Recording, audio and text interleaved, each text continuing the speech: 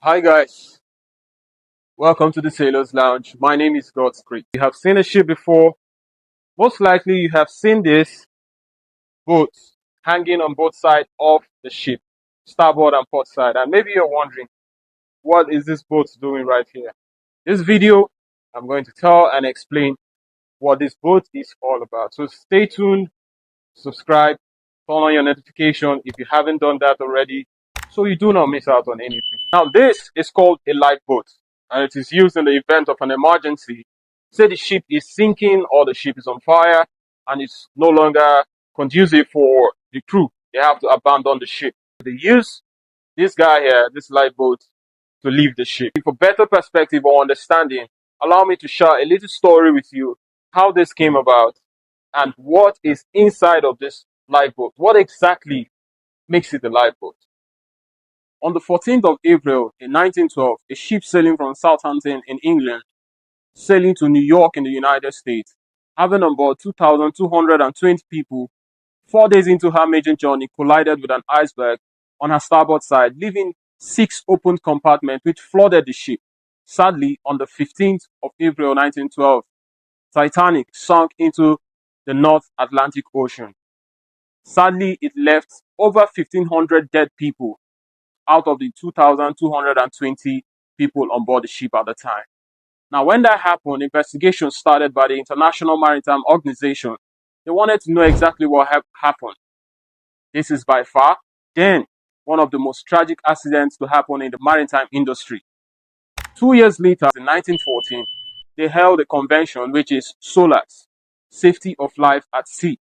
Now, SOLAS became a body that regulates the construction, equipment, and operation of merchant ships. Now, this convention had a law or a rule which was divided into 14 chapters. I'm not going to bore you with all of the chapters.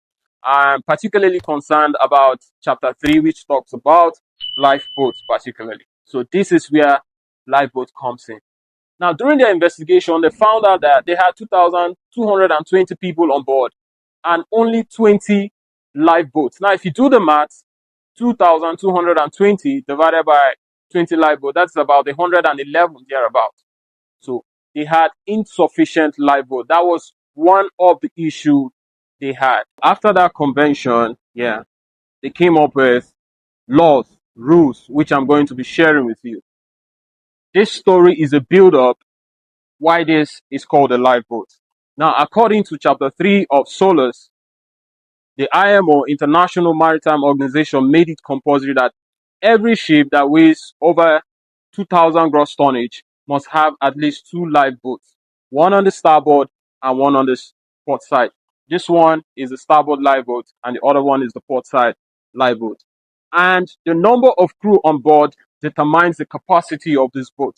And according to SOLAS, that this boat, the other one, and all of the life rafts on board the ship must be able to accommodate 125% of the entire crew member on board. So let's say you have 32 persons on board, increase 32 by 125, you should be having roughly 165 thereabout. So you see, now SOLAS also made it compulsory that these boats must be painted bright orange color. So anywhere you see these boats in this world, it is painted bright orange color. This is for easy identification.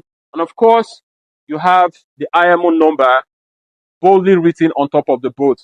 The IMO number is a unique number that is made of numbers and alphabet. It serves the same purpose as the registration number of a car. That's what an IMO number is, or the call sign. Furthermore, SOLAS stated that this lifeboat must not be less than 7.3 meters in length. This one actually is 8.5 meters and it is a 60-man capacity lifeboat. According to SOLAS, periodic drills must be carried out to ensure that people familiarize themselves with their duties and how to launch this lifeboat.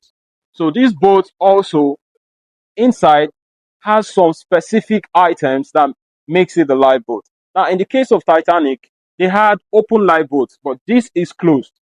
For Titanic, nothing was in that boat to help them survive. Remember that help came for them 9 hours after Titanic collided with the iceberg. And of course, most persons must have died out of hypothermia, cold, and the likes, and shock, and all of those. But inside this lifeboat, we have a whole lot of equipment that will keep people surviving until help comes. Now, according to IMO, every person on board must be able to launch this boat. Every single person must be able to launch this boat. And they instructed that a description or an instruction, a pictorial instruction, should be kept, should be placed close to this lifeboat station. So you can look at it and easily launch the lifeboat. So briefly, I'll share with you some items that are inside of this lifeboat that actually makes it a lifeboat. So number one, we have food ration inside of this lifeboat. And periodically it is checked to ensure that it hasn't expired, it is up to date.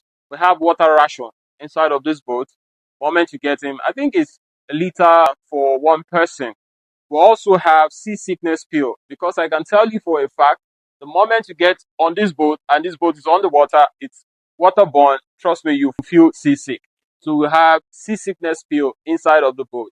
Inside of this boat, we also have torchlights, we have signaling mirror, we have compass, we have some essential pyrotechnics inside of this boat, which are used for signaling and calling of attention.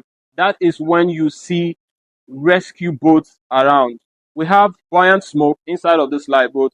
We have hand flares, and of course, we have rocket parachutes that is used to attract attention so when you get to see a rescue ship or a rescue boat around. We have first aid box. We also have hooks. We have water collecting cans inside of this boat. We have a whole lot of stuff that makes this a lifeboat. So you see, these or all these items are kept in place inside of this boat so you can survive on it. One can survive until help comes. We don't have to be in the same scenario as Titanic, because Titanic help came for them 9 hours after that collision. So guys, I am hoping that you learned a lot from this video. This is pretty much all about the lifeboat. It is more, but I just try to summarize it in this short period of time. So this lifeboat is essential for sailors, and it is one thing that we pray never to use.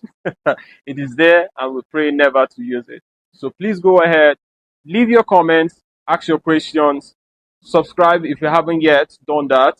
You can also turn on your notifications so you do not miss out on anything. Until I come your way next time, my name is God's Greek, and this is the Sailors Lounge.